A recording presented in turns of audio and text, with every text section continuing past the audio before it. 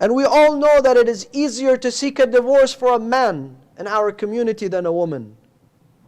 God forbid if you happen to be a woman in our community trying to get a divorce. Some of them will be dehumanized, humiliated, disrespected.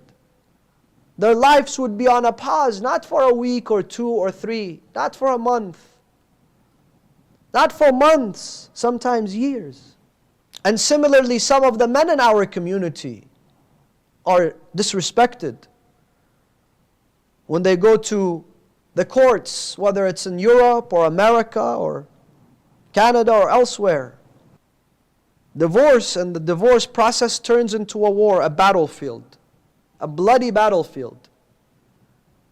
I know many brothers who come to me, they say, Sayyid, not only I was stripped away from my wealth, all my wealth, my home, my car, my bank account, but I was accused in the court that this man, if you don't take his money, he's going to send it to extremist groups.